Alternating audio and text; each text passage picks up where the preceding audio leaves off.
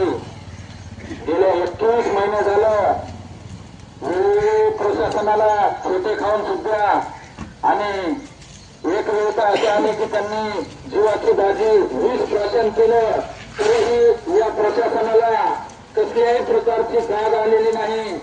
त्यांनी मुलाबाळांसाठी कुटुंबाला काहीतरी न्याय देण्यासाठी खूप काही प्रशासनाला निवेदन देऊन 20% केलं, तरी आणखी आरोपींचा काही शोध घेऊन अटक झालेली नाही।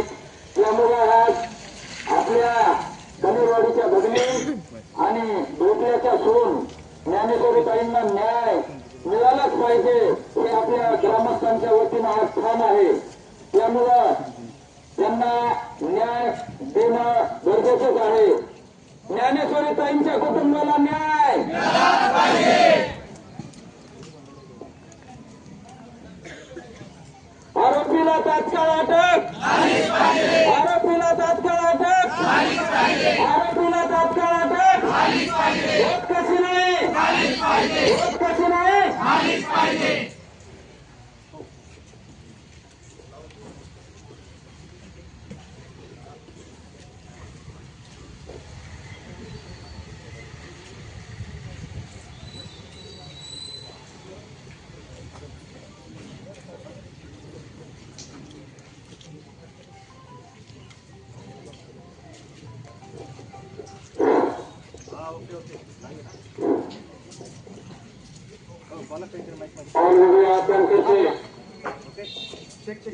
केदार या ठिकाणी आपल्या राष्ट्र रोको आंदोलनाला पाठिंबा दर्शनासाठी या ठिकाणी आलेले आहेत।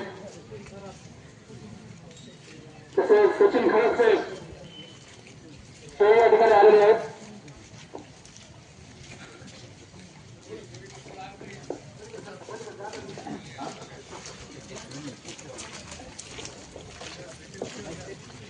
राष्ट्रवादी काँग्रेस शरदचंद्र पवार पक्षाचे तालुकाध्यक्ष बाबासाहेब शिंदे तसेच जिल्हाध्यक्ष संजीवनी देशमुख यांनी या आंदोलनाला या ठिकाणी पाठिंबा दिलेला आहे।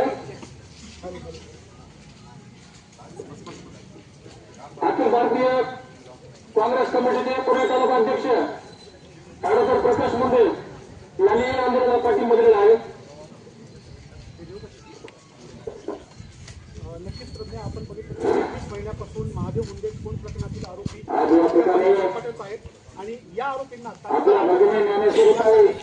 कनेरवाडी आणि भोपळा गावचे जे ग्रामस्थ आहेत हे या ठिकाणी रस्ता रोको करत आहेत।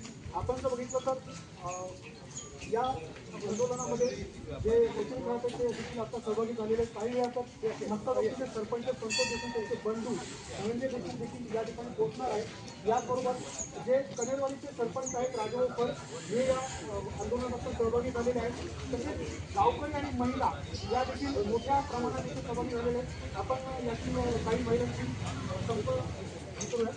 काय मागणी आंदोलन